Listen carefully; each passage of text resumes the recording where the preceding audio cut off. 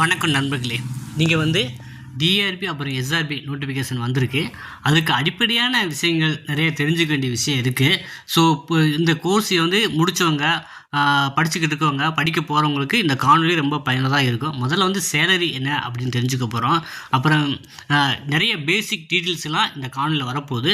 அதனால் முதல் தடவை பார்க்குறவங்க மறக்காமல் சப்ஸ்கிரைப் பண்ணிட்டு கண்டினியூ பண்ணுங்கள். இப்போ வந்து டிஆர்பினா என்ன அப்படிங்கிறத சொல்லிடுறேன். டிஆர்பிங்கிறது டிஸ்ட்ரிக்ட் ரெக்ரூட்மெண்ட் போர்டு, அது மாவட்ட ஆட்சேர்ப்பு நிறுவனம் அப்படின்னு சொல்லுவாங்க. இந்த டிஆர்பி மூலமாக தான் ரேஷன் கடை எம்ப்ளாயும் எடுக்கிறாங்க. நம்ம வந்து பார்த்திங்கன்னா நகர்ப்புற கூட்டுறவு வங்கி, தொடக்க வேளாண்மை கூட்டுறவு கடன் சங்கங்கள், அது வந்து பிரைமரி அக்ரிகல்ச்சர் கிரெடிட் சொசைட்டி பேக்ஸ்ன்னு சொல்லுவாங்க. அப்புறம் வந்து பார்த்திங்கன்னா டிஸ்ட்ரிக்ட் லெவல் ரெக்ரூட்மெண்ட், அது மத்திய கூட்டுறவு வங்கி, அது district central cooperative bank staffs, இது எல்லாமே வந்து இந்த டிஆர்பி போர்டு தான் வைக்கிது. அப்போ எஸ்ஆர்பினா என்னென்னா ஸ்டேட் ரெக்ரூட்மெண்ட் போர்டு. இது ஸ்டேட் லெவலில் ஹெட் ஆஃபீஸ் லெவலில் வந்து அசிஸ்டண்ட் வந்து ரெக்ரூட்மெண்ட் பண்ணுறாங்க. ஸோ ரெண்டுமே வேறுங்க. ஸோ இப்போ ரெண்டுக்குமே தனித்தனியாக நோட்டிஃபிகேஷன் கொடுத்துருக்காங்க. இதுக்கு வந்து பார்த்திங்கன்னா நம்ம டிஆர்பிக்கு வந்து நம்ம ஆல் டிஸ்ட்ரிக்ட் வந்து எக்ஸாம் டேட் வந்து பார்த்திங்கன்னா 11/10 சரிங்களா. அது அக்டோபர் 11 டிஆர்பி. அதில் வந்து டிசிசிபிக்கும் சொசைட்டிக்கு அந்த கடன் சங்கங்கள் இருக்குல்ல, அதுக்கு எல்லாமே ஒரே தேர்வு தான். அப்போ வந்து பார்த்திங்கன்னா அதுக்கான எக்ஸாம் டேட் வந்து 11/10. அப்புறம் ஸ்டேட் ரெக்ரூட்மெண்ட் போர்டு எஸ்ஆர்பிக்கும் தனியாக நோட்டிஃபிகேஷன் கொடுத்துருக்காங்க. அதுக்கு நீங்கள் தனியாக அப்ளை பண்ணணும். இது வந்து சென்னை பேஸு தான் உங்களுக்கு ஜாப் இருக்கிற மாதிரி இருக்கும். அதுக்கு வந்து எக்ஸாம் டேட் வந்து 5/10. இப்போ சேலரி என்னங்க எவ்வளோ ஆகும் அப்படின்னா, இந்த டிஆர்பியில் வந்து இந்த சொசைட்டிக்கு போனீங்கன்னா அந்த 3 கேடரில் வந்து உங்களுக்கு பிரிச்சுருவாங்க. அந்த ஏ கிளாஸ் சொசைட்டிக்கு போனீங்கன்னா தான் உங்களுக்கு 22,000 ப்ளஸ் வரும். அப்புறம் பி கிளாஸ் சொசைட்டிக்கு வந்து பார்த்தீங்கன்னா 16,000. சி வந்து தவறாக போட்டிருக்கேன். சி கிளாஸ் சொசைட்டிக்கு வந்து பார்த்தீங்கன்னா 12+ வரும். அப்போ நீங்கள் சேர சொசைட்டியை பொறுத்து வந்து பார்த்தீங்கன்னா உங்களுக்கு வந்து சேலரி ரேஞ்ச் ஆகும். அப்போ இதெல்லாம் எப்படிங்க வந்து கொடுப்பாங்க அப்படின்னா, நீங்கள் ஹை மார்க் எடுத்தீங்க அதுனா அதை பொறுத்து வந்து உங்களுக்கு கொடுக்கலாம். இப்போ ஹை மார்க் எடுத்திங்கன்னா உங்களுக்கு ஏ கிளாஸ் சொசைட்டியை போட்டு கொடுக்கலாம். அதோட லோனா பி கிளாஸ், அதோட லோனா சி கிளாஸு. அப்புறம் மத்திய கூட்டுறவு வங்கி போனாலும், அப்போ மத்திய கூட்டுறவு வங்கி நீங்கள் நான் மென்ஷன் பண்ண மறந்துட்டேன். மத்திய கூட்டுறவு வங்கி அது டிசிசிபிக்கு போனாலும் அது டிஆர்பி தான் பண்ணுறாங்க. அங்கே வந்து பார்த்திங்கன்னா அவங்களுக்கு சேலரி வந்து பார்த்திங்கன்னா ஒரு 35,000க்கு மேலே எதிர்பார்க்கலாம். ஸோ இங்கே மென்ஷன் பண்ணலை, அதையும் நோட் பண்ணிக்கோங்க. மத்திய கூட்டுறவு வங்கிகளுக்கு வந்து சேலரி வந்து பார்த்திங்கன்னா ஸ்டார்டிங் சேலரி ஒரு 35+ வந்து வாங்கலாம்.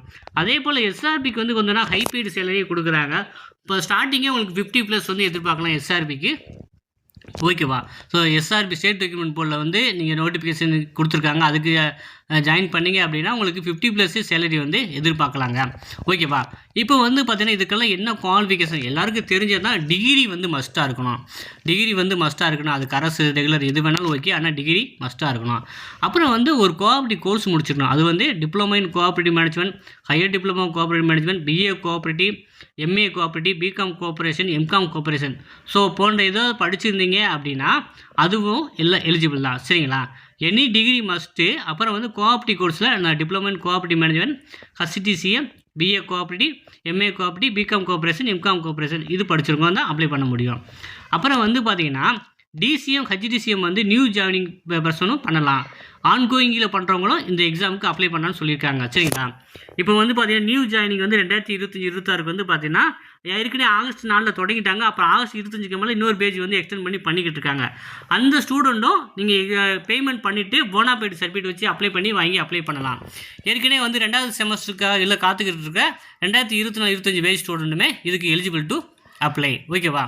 அப்புறம் வந்து பார்த்தீங்கன்னா ஏஜ் லிமிட்டை பொறுத்த வரைக்கும் பிசி முஸ்லீம், எம்பிசி, டிஎன்சி, எஸ்சி, எஸ்சி போன்ற பிரிவினருக்கு ஏஜ் லிமிட்டே கிடையாது. பொது பிரிவினருக்கு மட்டும் ஏஜ் லிமிட் வந்து 32 வயது வரைக்கும் வச்சுருக்காங்க. மற்ற யாருக்குமே ஏஜ் லிமிட்டு கிடையாது. அப்புறம் வந்து பார்த்திங்கன்னா காம்படிஷன் எப்படிங்க இருக்கும் அப்படிங்கிற கேள்வி வந்து எல்லார் மனசுலையும் ஏறும். இது வந்து பார்த்திங்கன்னா டிஆர்பி எக்ஸாம் பொறுத்த வரைக்கும் டிஸ்ட்ரிக்ட் வைஸில் வந்து காம்படிஷன் இருக்கிறனால நீங்கள் வந்து பார்த்திங்கன்னா ஒரு டிஸ்ட்ரிக்ட் வந்து ஒரு 3000 5,000 தான் காம்படிஷன் மெம்பர்ஸே வருவாங்க சரிங்களா. அப்போ இவங்களுக்குள்ளே நீங்கள் வேலை வாங்குறது ரொம்ப ஒரு ஈஸியான விஷயம் தாங்க.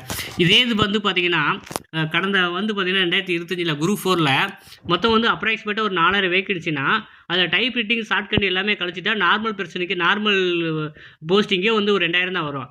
அதுக்கு வந்து 14 லட்சம் பேர் போட்டி போட்டாங்க. ஆனால் நமக்கு வந்து பார்த்திங்கன்னா இப்போ டிஆர்பி மட்டும் 2523 வேக்கன்சியும் எஸ்ஆர்பி சேர்த்து வந்து பார்த்திங்கன்னா 377 வருது. அப்போ அப்ராக்சிமேட்டாக ஒரு 3000 வேக்கன்சி இருக்குது. ஸோ இதே மாதிரி ஒரு நல் வாய்ப்பு யாருக்குமே கிடைக்காது. அதுவும் டிசிஎம் கோர்ஸ் முடித்தவங்க மட்டும்தான் வர்றதுனால கொஞ்சம் டெடிகேட்டடாக படிச்சிங்க அப்படின்னா ஃபஸ்ட்டு அட்டெம்ப்ட்லேயே வேலை வாங்கி ஹை பெய்டு சேலரியில் நீங்களும் உட்கார வாய்ப்பு நிறையவே இருக்குங்க. அப்புறம் வந்து இந்த எக்ஸாம் பேட்டர்னை பற்றி பார்த்துலாம். இந்த எக்ஸாம் வந்து 3 மணி நேரம் நடக்கும். டோட்டல் கொஸ்டின் 200 கொஸ்டின் கேட்குறாங்க, சரிங்களா? அந்த 200ல் அதை வந்து கொஸ்டின் வந்து எப்படி கன்வெர்ட் பண்ணிக்கிறேன்னா 0.85 மார்க்காக கன்வெர்ட் பண்ணி 200 × 0.85 170 மார்க்காக வரும். 170 + இன்றைக்கு 30 டோட்டலாக வந்து 200 மார்க்குக்கு கட் ஆஃப் வந்து உங்களுக்கு வைப்பாங்க. அப்புறம் வந்து கொஸ்டின் பேப்பர் எப்படி இருக்குன்னா, question paper Tamil and English ரெண்டுலேயுமே கொடுத்துருவாங்க. அது கோஆப்ரேட்டிவ் சப்ஜெக்ட்னாலும் சரி, ஜெனரல் ஸ்டடீஸ்னாலும் சரி. மொத்தம் வந்து 180 கொஸ்டின் வந்து தமிழில் தான், அதாவது தமிழ் அண்ட் இங்கிலீஷில் இருக்கும். தமிழ் கொஸ்டின் தமிழில் மட்டும் தான் இருக்கும். ஓகே, 20 மார்க் தமிழில் மட்டும் கேட்பாங்க தமிழ் சப்ஜெக்டில். அடுத்து வந்து பார்த்திங்கன்னா கொஸ்டின் வெயிட்டேஜ் வந்து பார்த்திங்கன்னா நம்ம பார்த்ததில்ல. ஜெனரல் ஸ்டடீஸ்க்கு வந்து 80 கொஸ்டினும், தமிழுக்கு 20 கொஸ்டினும், கோஆப்ரேட்டிவ்க்கு 100 கொஸ்டினும் கேட்குறாங்க கொஸ்டின் வெயிட்டேஜில். அடுத்து வந்து பார்த்திங்கன்னா தமிழில் மட்டும் 20 கொஸ்டின் கேட்குறாங்க. ஆப்டிடியூடில் 14, சயின்ஸில் 20, பாலிட்டிக்ஸில் ஒரு 7 கொஸ்டின், ஜியோகிராஃபியில் 11 கொஸ்டின், கிறிஸ்டி அண்ட் ஐஎன்எம்மில் ஒரு 18 question, static GK and current அஃபேர்ஸில் வந்து பார்த்திங்கன்னா ஒரு 7 கொஸ்டின். நிறைய பேர் கேட்குறாங்க, என்னங்க எக்கனாமிக்ஸை காணும் அப்படின்னு கேட்குறீங்க. ஸோ எக்கனாமிக்ஸ் பற்றி அவ்வளோவா கொஸ்டின் கேட்கல, இல்லை, அதனால் நம்ம அங்கே மென்ஷன் பண்ணலை. இது எங்கெங்கே இந்த டேட்டாலாம் எடுத்தீங்க அப்படின்னு நீங்கள் கேட்பீங்க. நம்ம வந்து 2023 வந்து 2 செட் ப்ரீவியஸ் இயர் கொஸ்டின் இருக்குது. என்ன தூத்துக்குடி திருநெல்வேலிக்கு தனியாக நடத்துகிறாங்க, மற்ற டிஸ்ட்ரிக்ட்லாம் தனியாக நடத்துகிறாங்க. ஓகேவா? ஏன் தூத்துக்குடி திருநெல்வேலி தனியாக நடத்துகிறாங்க அப்படிங்கிற கேள்வி எல்லாரும் மனசு கேளும். ஏன்னா பெரிய மழை பெஞ்சதுனால, வெள்ளம் வந்ததுனால அது இந்த டிஸ்ட்ரிக்ட் மட்டும் தனியாக வச்சாங்க. ஓகேவா? இப்போ வந்து பார்த்தீங்கன்னா இப்போ கோஆப்ரேட்டிவ் சப்ஜெக்டில் வந்து 100 கொஸ்டினில் கோஆப்ரேட்டிவ் மேனேஜ்மெண்ட் மட்டுக்கு 35 கொஸ்டினும், கோஆப்ரேட்டிவ் கிரெடிட் அண்ட் பேங்கிங்க்கு 35 கொஸ்டினும், கோஆப்ரேட்டிவ் ஆடிட் அண்ட் அக்கௌண்டிங் 20 கொஸ்டினும், கம்ப்யூட்டருக்கு ஒரு 10 கொஸ்டினும் இந்த கோஆப்ரேட்டிவ் சப்ஜெக்ட்லேருந்து கேட்குறாங்க. ஓகேவா? இதெல்லாம் நல்லா நோட் பண்ணி வச்சுக்கோங்க. ஸோ இப்போ வந்து பார்த்திங்கன்னா ஒரு ப்ரைமரியாக ஒரு கிளியர் கட்டாக இந்த எக்ஸாம் படிக்க போகிறோன்னு நினைக்கிறவங்க, எக்ஸாம் எழுத போகிறோன்னு நினைக்கிறவங்களுக்கு ஒரு பயனுள்ள வீடியோவை தான் நான் கொடுத்துருப்பேன் அப்படின்னு நம்புகிறேன். நம்ம அகாடமி சார்பாக வந்து பார்த்திங்கன்னா study material, online class, test page எல்லாமே ப்ரொவைட் பண்ணிக்கிருக்குங்க, சரிங்களா? விருப்பம் உள்ளவங்க இணைந்து பயன்பெறலாம். ஸ்டடி மெட்டீரியல் சம்மந்தமாக ஒரு டீட்டெயிலாக வீடியோ வரப்போகுது. அதனால் புதுசாக பார்க்குறவங்க நம்ம சேனலை சப்ஸ்கிரைப் பண்ணி வச்சுக்கோங்க. நம்ம அடுத்தடுத்த காணொலியில் தொடர்ந்து சந்திப்போம். நன்றி, வணக்கம்.